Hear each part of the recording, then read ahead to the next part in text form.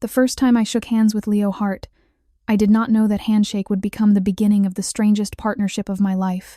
My name is Nathan Brooks, and until that day, my world had been limited to textbooks, competitions, and the quiet certainty that intelligence was only valuable inside classrooms.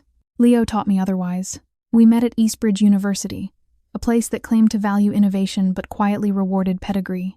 I was known as the academic prodigy, the student who never missed a scholarship list and always left exams early. Leo was known for something else entirely: his looks, his confidence, and his ability to talk his way into rooms he technically did not belong in.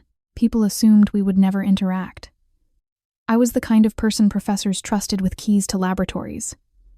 Leo was the kind of person security guards greeted by name. Brains and charm, people said, rarely mixed without disaster. Our collaboration began by accident. I overheard Leo arguing with a startup founder in the cafeteria about data pricing. The founder was wrong. Leo knew it, but lacked the technical language to prove it. I interrupted, explained the flaw in under 30 seconds, and walked away. Leo followed. That afternoon, we talked for 3 hours. Leo admitted he had been hustling since high school, flipping small services into real money. I admitted I had never earned $1 outside scholarships. By the end of the conversation, we realized we each possessed half of what the other lacked. We decided to work together, not on a startup, but on experiments. Small, low-risk projects, tutoring platforms, data analysis for local businesses, marketing optimizations. I built models. Leo sold outcomes. Money arrived faster than I expected. Not large sums at first, but consistent ones. Leo reinvested aggressively. I optimized cautiously. Our differences created balance. The campus noticed. Rumors spread that I had abandoned academics, that Leo was using me. Professors warned me about distractions. Friends warned Leo about relying on a nerd. We ignored them and formalized our partnership. Contracts replaced handshakes. Spreadsheets replaced assumptions. For the first time, my intelligence generated measurable value outside exams. Conflict arrived when our projects grew visible. A venture club attempted to recruit us, then tried to separate us. They offered Leo branding and offered me research funding, assuming our bond was convenience, not trust. Leo refused first. I followed. That decision cost us opportunities in the short term but solidified something more important: alignment. We failed publicly for the first time the following semester. A predictive model collapsed under real-world noise. Clients withdrew. Online critics laughed. I wanted to retreat into theory. Leo forced me to confront reality. We analyzed the failure honestly and rebuilt. By graduation, our side projects paid more than entry-level salaries. We did not chase unicorns. We chased sustainability. After university, we rented a tiny office above a bakery. Mornings smelled like bread. Evenings smelled like burnt coffee and ambition. Our roles sharpened. I became the architect of systems. Leo became the bridge between those systems and people. The world tested us with temptation. Investors offered money with strings. Competitors attempted sabotage. Old classmates resurfaced with entitlement. We survived because our partnership was never about dominance. It was about respect. Years later, when our company finally stabilized, journalists asked for the secret of our success. They expected genius or charisma. We told them it was literacy across worlds. I learned that intelligence without application is fragile. Leo learned that charm without structure is temporary. Together, we learned that money is not the goal. Freedom is. Looking back, that first handshake did more than start a business. It rewired how I understood value, partnership, and growth. I was once a scholar who believed grades defined worth. Now I am someone who knows that collaboration multiplies it. What the campus didn't see was how many micro-decisions sat under our overnight progress. In the beginning, Leo and I worked out of a library corner that smelled like old paper and vending machine coffee. I wrote code on a laptop that overheated if I trained anything larger than a toy model. Leo built a client pipeline by talking to people who would never attend academic demos: local shop owners, a dentist with a half-broken scheduling system, a warehouse manager drowning in spreadsheets. When I hesitated because my world had always been professors and rubrics, Leo would say, "The only test that matters is whether it helps someone on a Tuesday." That sentence annoyed me at first. Then it became a compass. Our first real client was a tutoring center that used a clumsy intake form and an even clumsier matching process. The owner believed the problem was marketing. Leo listened politely and then asked to see the roster. I saw the truth in 10 minutes. The center paired students by age, not by gaps. Kids with the same grade weren't the same learners. I built a simple diagnostic and a matching algorithm that grouped by skill deltas. Leo convinced the owner to pilot it for 2 weeks with a single cohort and a money-back clause. The cohort's scores rose, retention improved, and the owner stopped buying ads and started buying better tutors. Leo called it turning math into trust.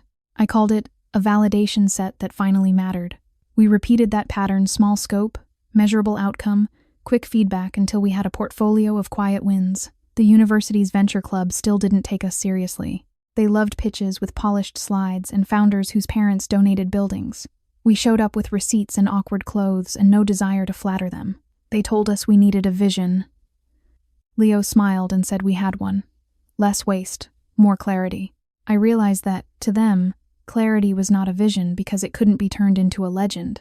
The first time people mocked our partnership publicly, it was at a campus entrepreneurship showcase.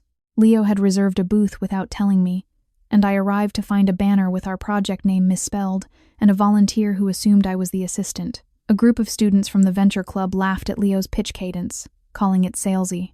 Another group laughed at my demos, calling them too technical. I felt heat crawl up my neck. Leo leaned close and whispered, "Let them laugh. They're doing marketing for us." At the end of the night, 2 small business owners had asked for meetings. No venture club member had. Our biggest early mistake was thinking we could scale services without building a system. We took on too many clients at once and promised weekly updates. My models were brittle, tuned to each client's data quirks, and I patched issues like a student cramming before an exam. Leo kept selling, because he believed demand was proof. Then a retail client's data set changed new product categories, different seasonality, and my forecasts collapsed. Their inventory orders were wrong by enough to hurt them. They weren't ruined, but they were angry, and they had every right to be. I wanted to quit on the spot. I wrote a refund email in my head and rehearsed apologies I didn't believe would matter. Leo did something I hadn't expected from a charm guy. He didn't blame me. He blamed our process. He asked for the client's trust one more time and offered the only thing more valuable than money: transparency. We drove to the client's office and sat across from their manager while I explained what failed, what assumptions I'd made, and how the data shift broke them. The manager stared at me like he'd never heard an engineer admit fault without arguing. He gave us 1 month to fix it. 1 month was a gift we didn't deserve. We treated it like a debt we intended to repay. That month changed how we worked. I rebuilt the forecasting pipeline to be robust against category drift, and wrote monitoring that screamed when inputs changed. Leo rewrote contracts to include clear model limitations and scenario planning, not because it was safer for us, but because it was fairer for clients. We stopped calling ourselves a startup and started calling ourselves a shop. We weren't selling a dream. We were selling work. By graduation, our revenue looked, to me, like a glitch. It was not huge, but it was steady. And it came from real value instead of grades. Professors who had warned me about distractions changed their tone once they saw our name on a local business journal list. That was my first lesson in social proof. People often respect results more than principles. Leo's lesson was adjacent. People will offer you mentorship after you don't need it. After university, we rented the office above the bakery because it was cheap and because the owner didn't ask questions. The stairs creaked, the windows rattled, and every morning we carried our laptops past bags of flour like we were sneaking into a secret lab. We bought 2 secondhand desks and argued about where to put a whiteboard. I wanted it directly in front of my chair. Leo wanted it near the door so clients would see it and assume we were doing important work. We compromised by placing it at an angle, which became a running joke about our entire partnership. Not perfect symmetry, but functional alignment. Our first employee was not an engineer. It was a bookkeeper named Marin who had worked for restaurants and knew how money leaks. She set up proper invoicing, taxes, and a rule that changed our lives. If you can't explain what a line item is for, you don't get to spend it. Leo hated that at first because he loved moving fast. I loved it because it felt like a rubric for adulthood. Marin kept us from becoming the kind of young founders who confuse revenue with invincibility.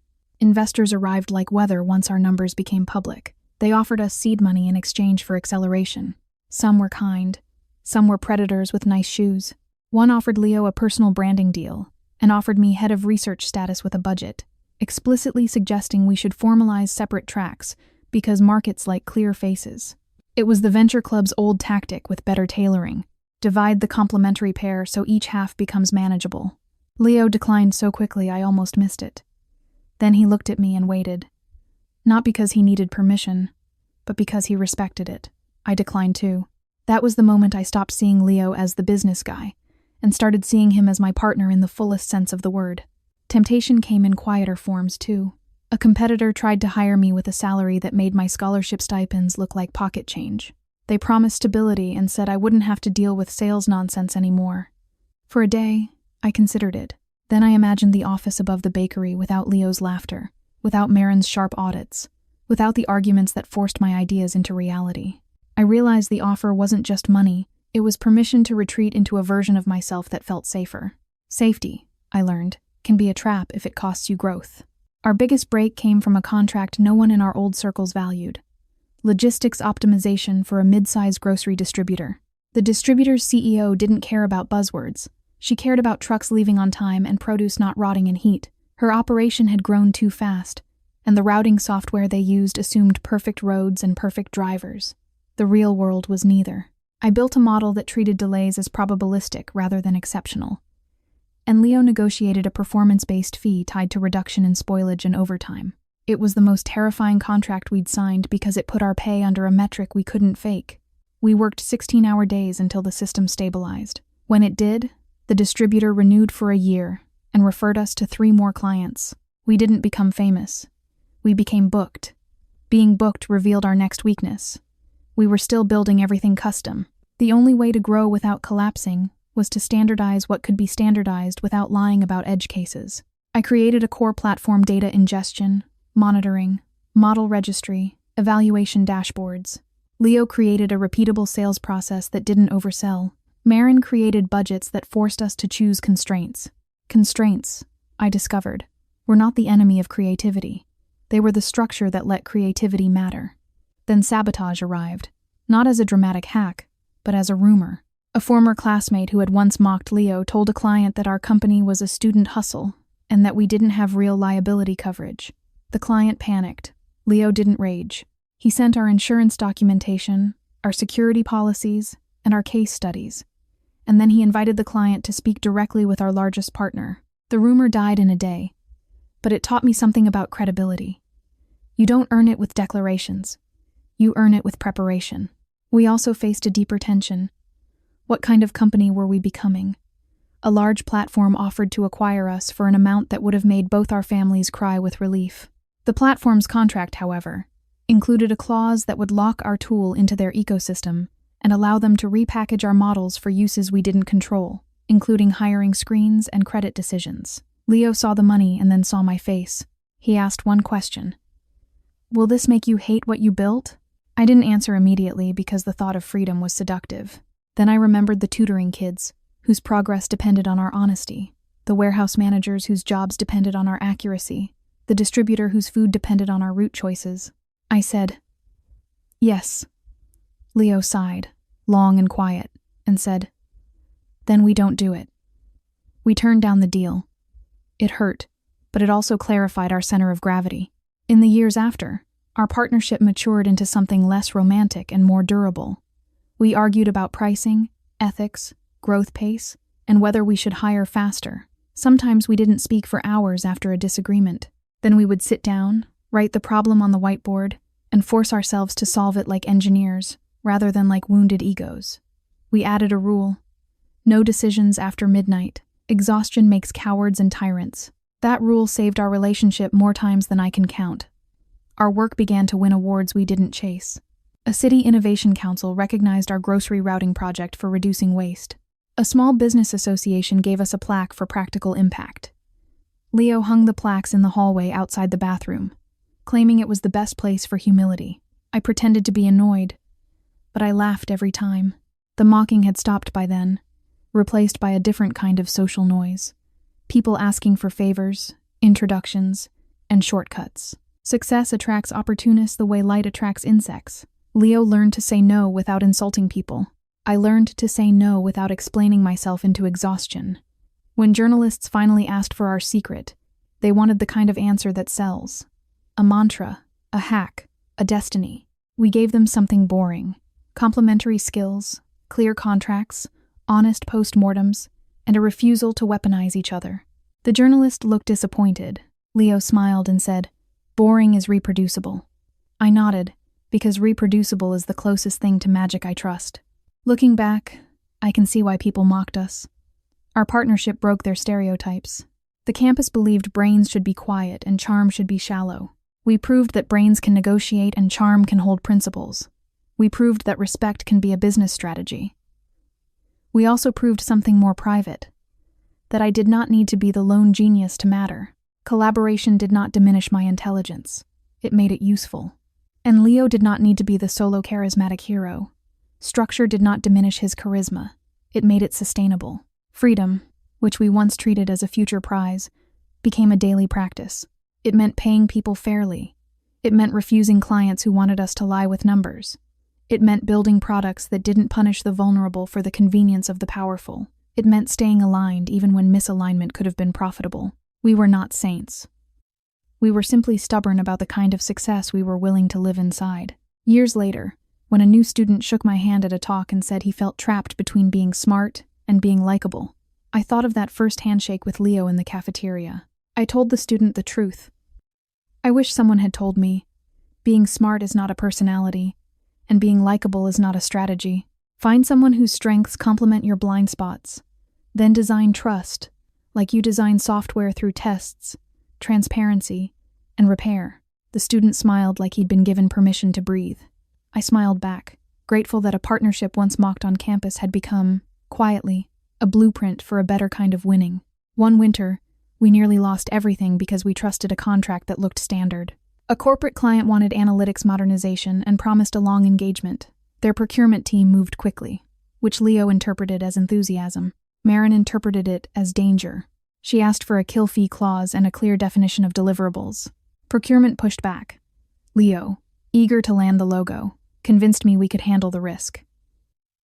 We signed. 2 weeks into the build, the client changed executives. The new executive froze all spending and claimed our work was not aligned with strategic priorities. They refused to pay for the month we'd already delivered. Leo wanted to take the hit to preserve reputation. Marin looked at us like we were children holding matches.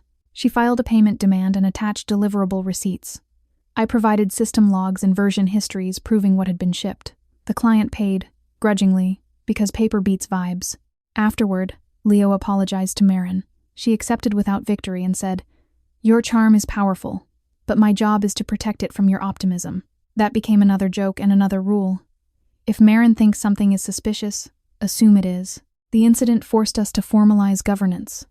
We formed a tiny advisory board, a retired operations director, a cybersecurity consultant, and a nonprofit procurement officer. None of them were glamorous. All of them were allergic to nonsense. They asked hard questions we couldn't charm away.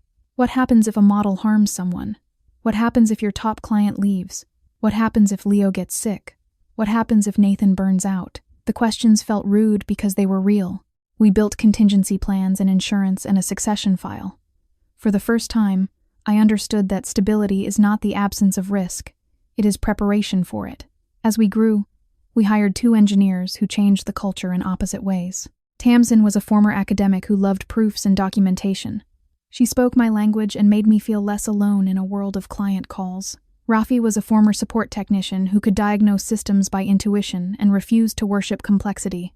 He would look at my elaborate model and ask, "Does it work at 3 a.m. when the server is on fire?"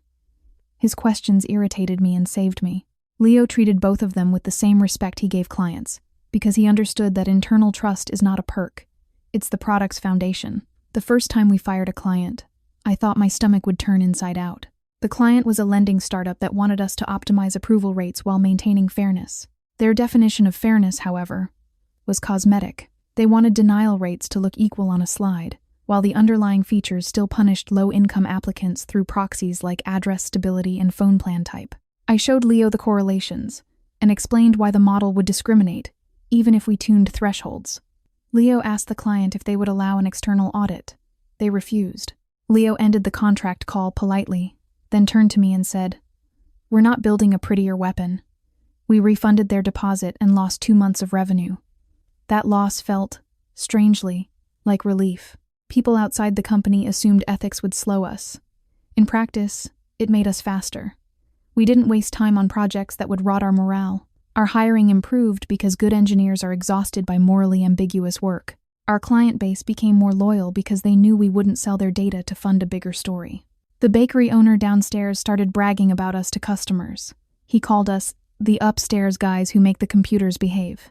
It was the sweetest branding we ever got. Still, the pressure to become a legend never fully disappeared. A tech conference invited Leo to keynote about hustle culture because they loved his origin story. They asked me to join a panel about genius founders because they loved mine. They wanted 2 separate narratives, clean and marketable. Leo asked if I wanted to do it. I said part of me did, not for fame, but because I wanted my younger self's pain to mean something public. Leo nodded and said, "Then we do it together, or not at all." We negotiated a joint talk. We refused to be split. On stage, we told the audience about contracts and failure analysis and boring dashboards. Half the room looked disappointed. The other half took notes. The notes turned into emails from people who weren't usually seen at conferences. A city procurement officer, a school district operations manager, a hospital logistics lead. They didn't want hype. They wanted reliable systems.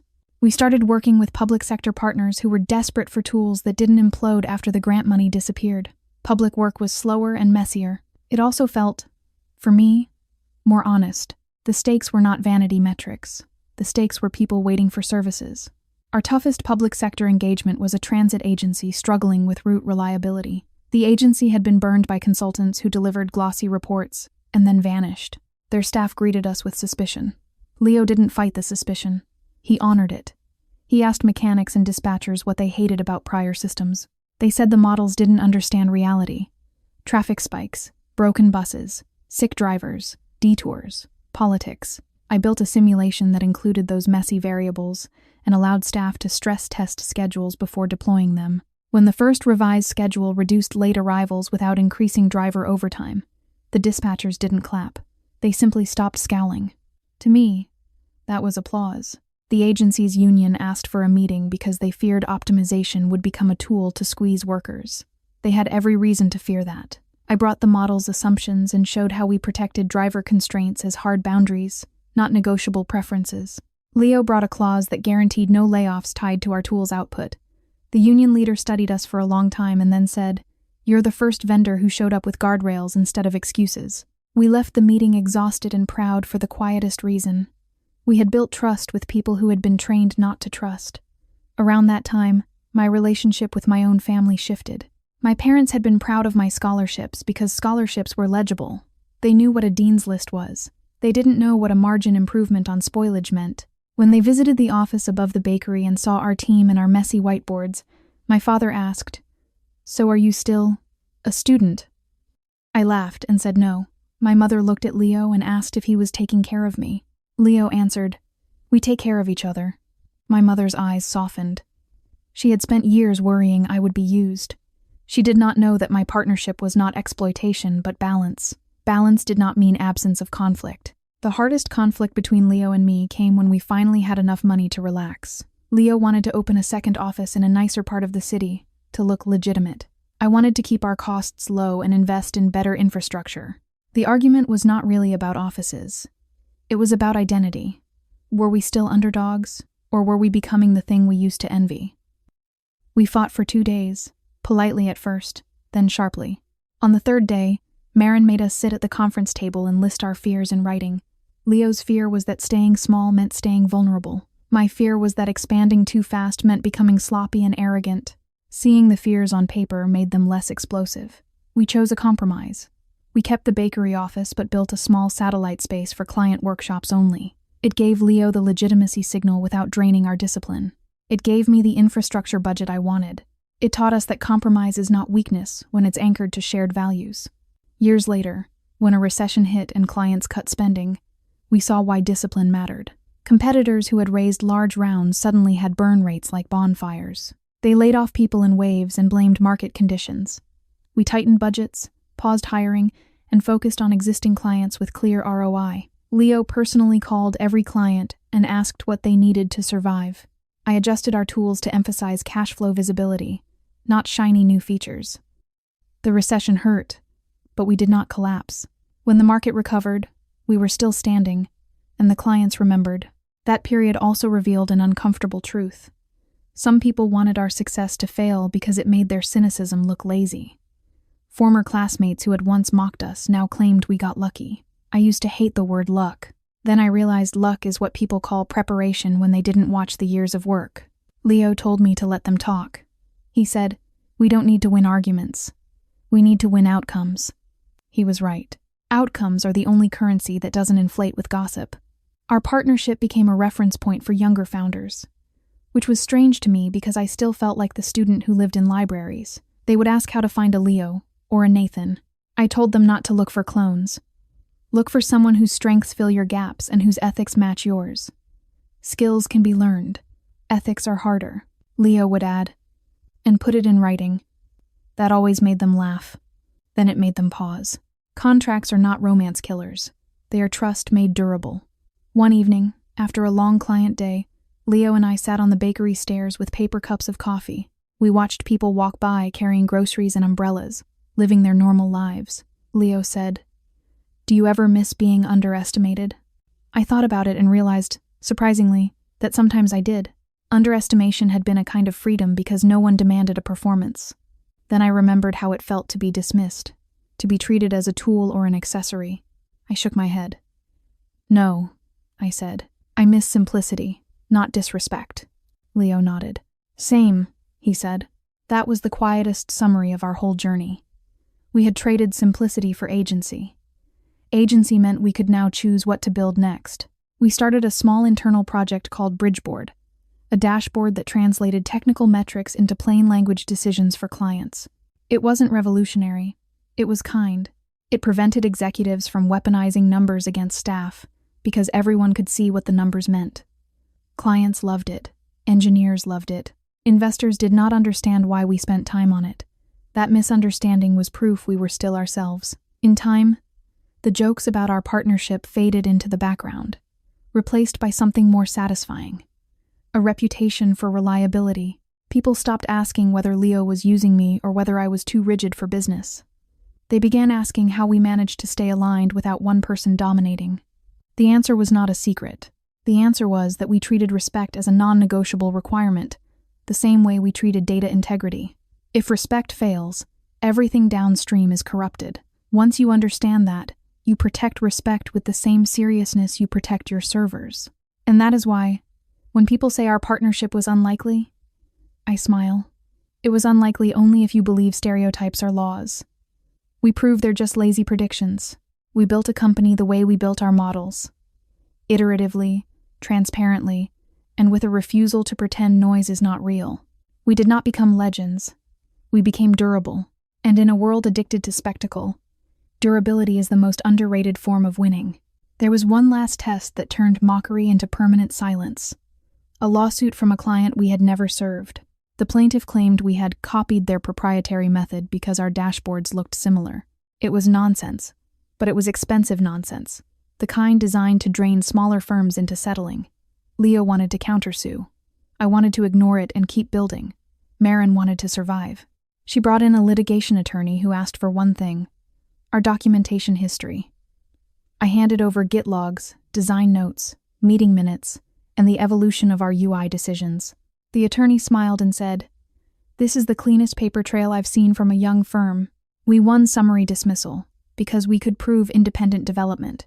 Afterward, Leo said, "Your obsession with versions just saved us a year of pain."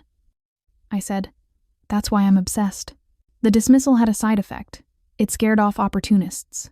People realized we were not easy to bully because we didn't run on ego. We ran on records. That realization was worth more than the legal victory. It meant we could focus on building. With the tension lowered, we invested in the part of the company that never shows up in origin stories: training. We created internal apprenticeships for students who reminded me of my younger self, talented, anxious, convinced they had to be perfect to deserve space. Leo taught them how to speak to clients without performing. I taught them how to test assumptions without worshiping complexity. Marin taught them how to respect money without fearing it. Watching those students grow was the first time I understood mentorship as repayment rather than status.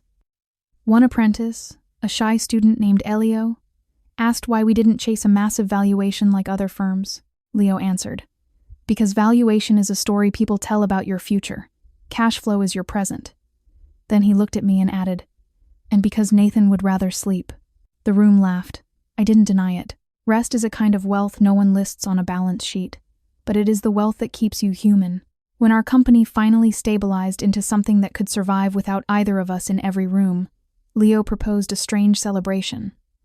A week where we did nothing that could be monetized.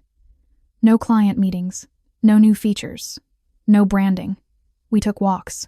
We ate at cheap diners. We went to a bookstore and bought novels instead of business books. At first, my mind kept trying to turn leisure into work. Then, slowly, I felt my shoulders drop. I realized how long I had been holding my breath, even during success. Because success in academia had always felt conditional. In our partnership, success felt earned, not granted. That difference changed my body.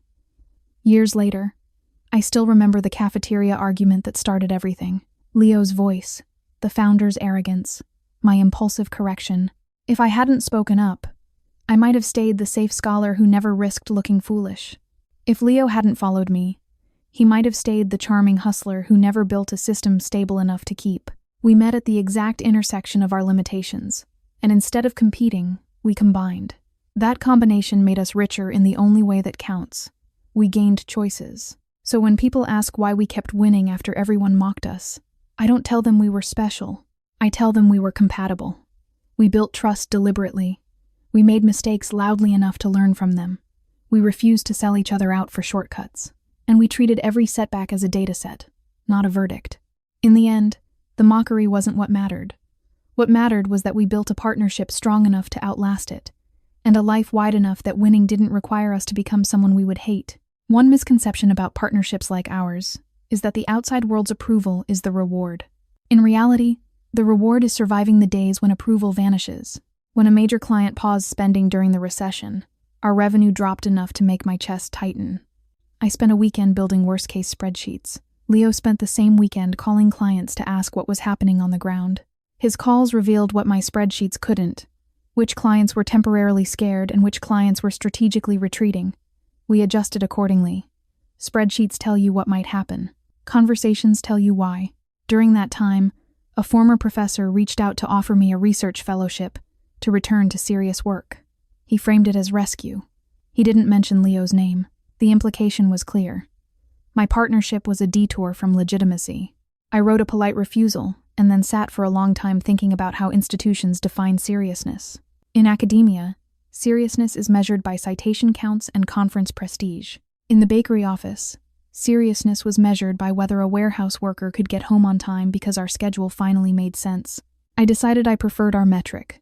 Leo faced his own version of the same insult. A glossy magazine offered him a profile as a self-made wonderkind, but asked him to omit me from the origin story to keep the narrative clean. They wanted the charismatic hero alone. Leo laughed and said, "If you can't print my partner's name, you can't print mine." The editor argued that audiences need a single protagonist. Leo said, "Then your audience needs to grow up." He hung up and shrugged, as if refusing fame were as easy as refusing dessert. I admired that. I also learned from it. The fastest way to protect a partnership is to refuse stories that require betrayal. We made one more structural change that people rarely talk about. We learned how to disagree without making disagreement existential. Early on, every argument felt like a threat because we were young and the business was fragile. Later, we treated disagreement as a design review. We used rules. Steelman the other person's position before critiquing it. Write down assumptions. Propose experiments instead of ultimatums. Those rules didn't eliminate emotion. They gave emotion a container, so it wouldn't leak into resentment. That discipline showed up in small moments. When Leo forgot a client detail and I corrected him too sharply, he didn't retaliate. He asked why I was tense. I admitted I was afraid of looking incompetent. He said, "We already look incompetent sometimes. That's why we have systems." When I missed a deadline because I overpolished a model, I expected him to accuse me of slowing us down. He didn't. He said, "We don't sell perfection. We sell improvement. Ship the improvement."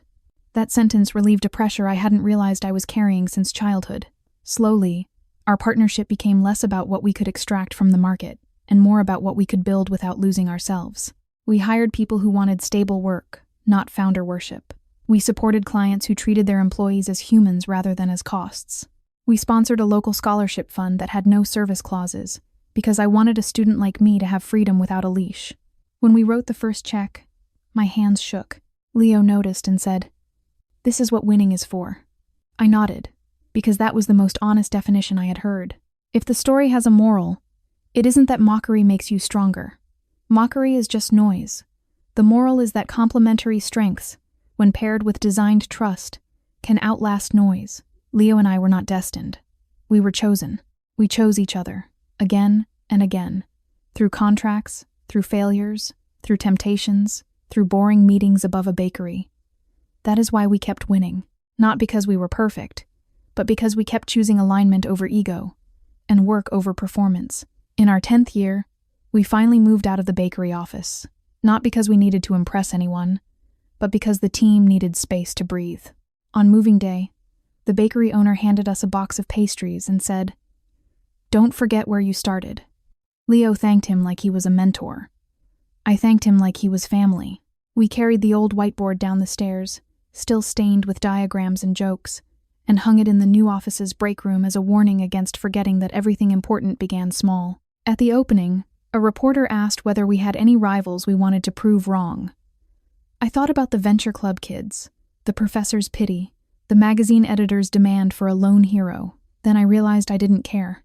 Proving people wrong is still a form of letting them set your goal. I told the reporter, "We're not here to prove anyone wrong. We're here to build things that keep working." Leo added, "And to keep working with each other." The reporter blinked, confused, because that answer didn't fit a headline. That was fine. The best parts of our story were never designed for headlines anyway.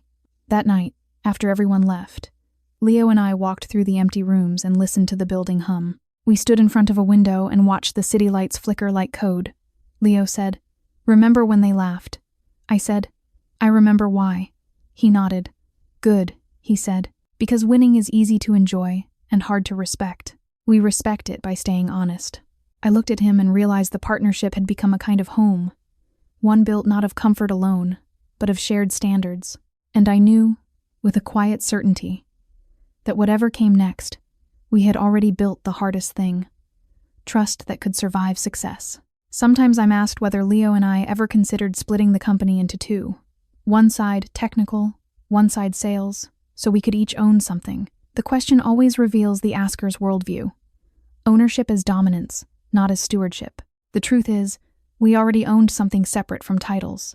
Leo owned the ability to make rooms open. I owned the ability to make systems hold. Neither of those could be isolated without shrinking. Our work stayed strong because it stayed shared. The last sentence I'll offer is the one I keep for myself when doubt returns. Because doubt always returns in some form. Partnership is not a miracle. It is maintenance. Every day we maintained it with respect, with documentation, with boundaries, and with a refusal to let mockery or praise rewrite what we knew to be true. That maintenance is why we kept winning. Long after the laughter faded, I still keep Leo's first business card in my desk drawer, edges worn. Not because it's sentimental, but because it reminds me that the simplest act, speaking up, following someone into a conversation, choosing alignment over ego, can compound into an entire life. That's the real win.